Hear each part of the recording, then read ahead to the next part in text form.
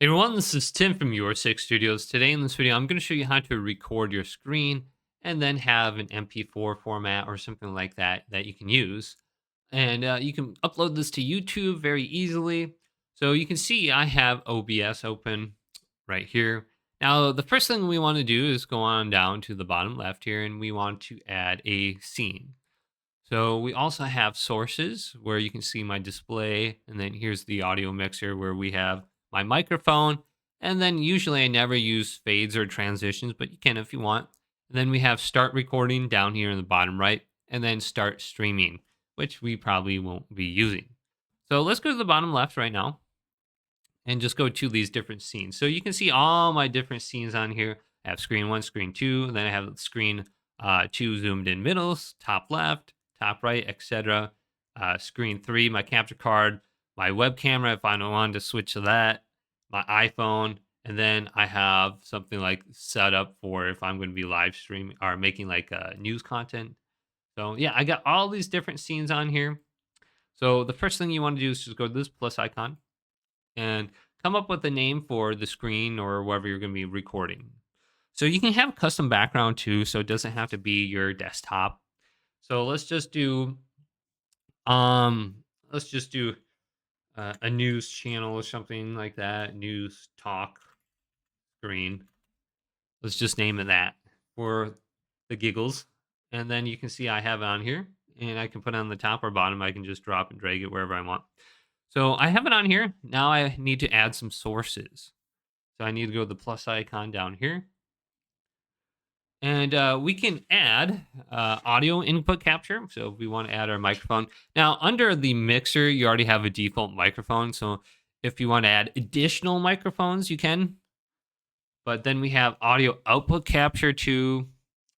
So let's go on over to display capture. And we have to decide what we want to capture.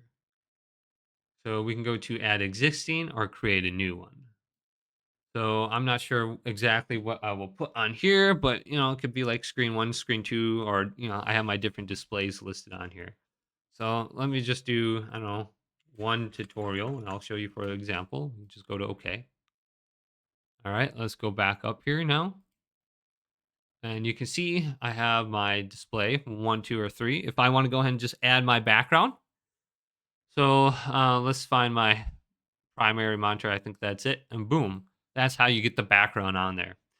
So that would be my desktop background. Now, I think sometimes if we go into the properties, you can just capture your cursor or force SDR. So right click on your source, go to property, and then we can see the capture methods. So if it's not working or the colors look off for some reason, we can go to Windows 1903 and up or just automatic. And we can capture a cursor, our mouse cursor. You can see it's capturing right now. And we can force HDR. Sometimes if you look at this, force HDR gives you a little bit better colors. So if you look in the background, this blue right here, it might be depend on your screen or your monitor, but I think it looks better if I force SDR the standard. Something's wrong with HDR on my computer. It just looks bad. So we can just go to OK. And then here's my desktop. I can drag things around, I can do anything and I can show people what's going on. So I usually make, all three screens for me. Now I can go back to this little plus icon too. Let's say I was making like a news talk show and I want a picture as a background. I can just go to plus icon image or my game capture if I want to capture my game. So I can just go to game capture. I don't know, whatever you're trying to play CSGO and create a new scene for this specifically. And then we can go to capture any full screen application. You open up a game full screen, it should capture it automatically. Otherwise, you're going to have to capture it manually by choosing the game you're playing. But this should work. We got all these different options in here. Limited capture frame rate. Okay. Hook rate. Yeah, we can just go to that. Capture any full screen application. You can capture a specific window. Capture a foreground window. So you can just choose this option and then you can specifically choose your game if it's not working. So you can try that out too. So that's your game right there. So I got my game on there. We got our different sources. We can go to the plus icon. And now we can just go to a specific image too. If we want like a specific image, I have a white background, a new studio background, etc. So we can just go to this and then we can choose a file on our computer. So I don't know, something under my desktop. I think I have some photos on here. So here's a picture of, this. Okay, let's just do this. So then we can drag this around and move it. That's kind of how I move about the screen too. You can make this bigger and just like that.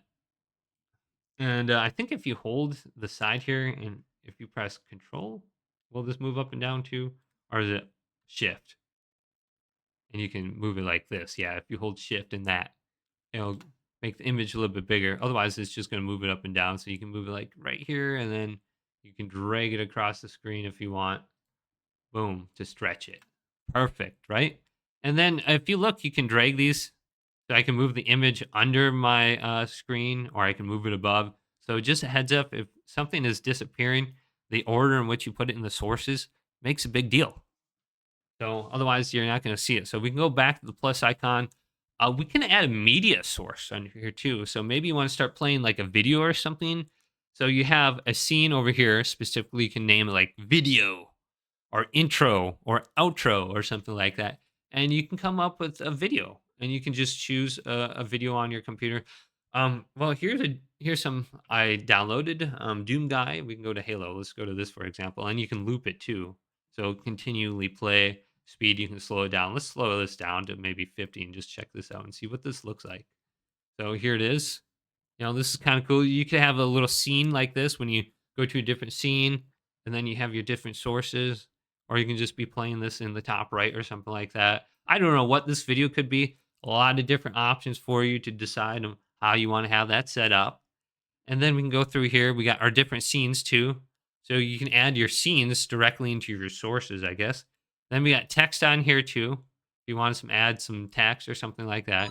I mean, this is going to be pretty basic. Add some text on here. You got your transformations, upper, lowercase, your different colors, etc. And you can see it on here. And it works. I don't really use that. But if you want to add your name or something like that, Tim's Gaming, donate now. Okay. So you can have that on there. Just make sure the text is on the top of the sources. Otherwise, you're not going to be able to see it. So I'm just going to delete that. I don't like text. Okay. And then I can delete the media source too. That's a good example. So we can go back to this plus icon here. Then we got video capture device. So you can add your camera through here. So I got my CS920 camera, etc. So we can just go to this now and just add a new one. Here's my camera on here. And we can just choose our here's my live gamer audio. So if you got a capture card connected to your computer, you can just connect it right here. XSplit, OBS virtual camera, Elgato screen link, whatever you're using. So very easy to select your capture card and your camera under here. And then a lot of times you got to watch out for the device defaults. You can just go to custom, and you want to increase the FPS and the resolution for your camera under here. Otherwise, it's going to have a really lame default. So you can just do that under here. And then if the color's not right, or you can flip the camera too. So if you have it like set some way, or you're looking this way, you can flip it around so you're looking that way. So right here, I don't know if it's going to flip. Oh, it flipped upside down vertically. I thought it would flip the other way, but oh well. But I think there still is a way that you can flip it. I'll show you in this right here. So let's go to save. Now I'm just going to make this full screen. I think there's options in here. If you right click on it, you can go to transform and you can rotate it 90, 180, flip vertically. So here's a way you can just flip this horizontally. Let me just do that now. So there it is. I just flipped it horizontally, right click on the video. We can do a screen projection if we just want to see what it looks like on a different screen. Go ahead and just hit this. And then here's something cool. If the colors just are not right, go to filters. And you can add a bunch of different audio filters. So much to learn about this. But we can go to filter effects. We can add a chroma key. A chroma key is going to be like a green screen. It's going to cut out your background. Background removal. That's going to cut out just a normal background. That's not a green screen. Color correction, if the color is off for some reason. Crop /pad, enhanced portrait. Luma key, I think that's going to be similar to like a green screen background. Scaling, aspect ratio, if the scaling is incorrect. Scroll and sharpness. So we got all these different effects down here. They're all great. So we want to make this a little bit bigger. I'm going to right click on it, go to transform. I think there's an option to stretch the screen, fit to screen. Let's go to this. And that's fit to screen. I want to get it the entire screen. So I'll do it one more time. And I'm just going to go to stretch the screen. Okay. I might not like that very much. So you can just check this out and mess with it to get it the way you want. I showed you some options before. And then I'm just going to move this video source and delete it. So yeah, it's many great options under here. So let's go to audio mixer. So a lot of times I mute my desktop audio because I don't need people to hear what my desktop audio is. If I'm playing a game, you can have your game coming through desktop audio, or it might have a different volume slider. So just look at that so you don't have two audio sources playing the same audio. Otherwise, it's going to sound weird. So you can mute one audio source. Usually I mute the desktop audio for that reason, but you can just drag this up and down. So here's my default microphone. Usually I try to keep this in the yellow section right around negative like 15 to 10. So it sounds good on YouTube. So you can just slide the gain up and down if you want. And is this affecting my other microphone? No. So usually around negative 15 to 10, I keep it there. And then we can go to the options right here. And we can listen to our mic too if we turn on mic monitoring. We can just have that on so we can hear what it sounds like. Here's my microphone. And then we can go back. And we can adjust the balance for that too. And then we can go to the little options right here. If we have something hidden, we can unhide it right here. These little three little dots right on the microphone. I believe we can use this to go to properties, and we can change the microphone over now. So we can change our default microphone by doing this. So the three little lines on the microphone itself. And then we can go to filters. And a lot of times, I add a compressor, a noise suppression, and gain to my microphone. So gain is going to be the volume. I can increase it or decrease it. Noise suppression is pretty basic. It will remove background noise. Compressor makes it sound like you have a radio voice. Noise gate will get rid of the low end and the high end clicks and sounds. So that can be good too. Sometimes it makes it sound a little bit weird though. So I usually just use noise suppression. So just look at all the different options on here. Those are the three filters I like for that. And then we want to go to the top left. So we got everything kind of set up under here.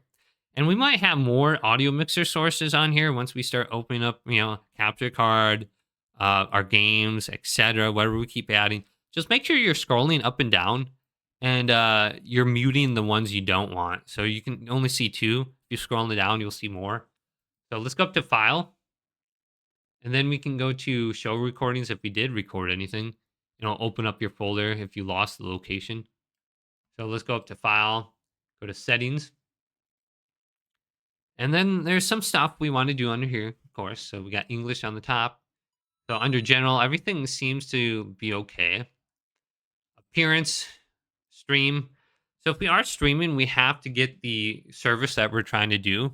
So I have YouTube selected on here. And then you can just sign in with your YouTube account or Twitch account if you want to stream directly there. Or you can use a stream key. So you just connect your account, hit start streaming, and you can go live. Very easy. Here's the output. Now, the video bitrate for streaming can depend on your internet connection and if you're trying to stream at 4K or 1080p, 60 frames per second or 30 frames per second. So it can be wildly different. Usually, I try to keep my bitrate around 6,000 to 8,000 kbps. So right around there. Video encoder can dramatically make a difference depending on what kind of hardware you have. So usually NVENC H.264. That's what I use. If you're having troubles and it's just not keeping up with the live stream, you can try a different hardware source. If you have 264 on here, try the one on the bottom here. So I believe X264 is going to be more CPU heavy, and the one on the bottom, NVNC, is going to be more GPU heavy. So depending on if you have a really strong CPU or GPU, it can make a difference. That's why I just choose the one in the middle. It has both options, and it seems like it works for me. Here's my recording path, the folder that everything stays in. And then for the recording quality, I just set this as the same as my live stream. If you go to the options they have listed on here, sometimes the file size is way too large or it's too small, and the quality and the bit rate just look terrible, and the image doesn't look good, and you can't see the detail. So a lot of times I just set it to 8,000 for my bit rate for streaming, and then I'll do the recording quality same as stream. So whatever I put on the top here will determine my bit rate for my recordings, if that makes any sense. So you got to make sure your bit rate is high enough, or you will lose detail and you won't be able to see the fine details in like text and stuff. So at least like 7 to 8,000, I think is good, just from my experience. And then here's the recording format. Okay, we're good here. And then the audio, we have our main microphone set up right here, my Blue Yeti.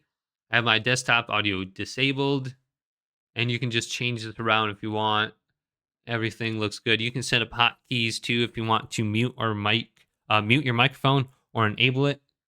Just through here too, you can check that out. And then we got our video. My base canvas size is my screen resolution, 4K, 38402160. And then my output scale, I'm outputting to 2K. So I am using 4K as my base, and I output to 2K. And then I'm recording at 60 frames per second. So the reason I'm doing this is 4K can take way too long to load or upload because the file size is so large. So I just record at 2K. It's a step above 1080p. So it's right in between the two, and it still looks good. So I don't want to make super large file sizes. Like if you make a 10 to 15 minute video like this one, it's going to be multiple gigabytes if it's too large.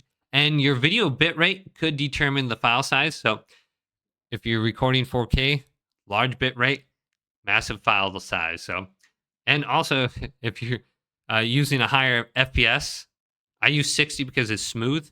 It's going to also create a larger file size. So just a heads up. And then we got our different hotkeys right here too. If we want to mess around with this, accessibilities and advanced, I don't really do anything in here. So just check this out. Now, all you have to do is start recording down here and then hit stop recording when you're done.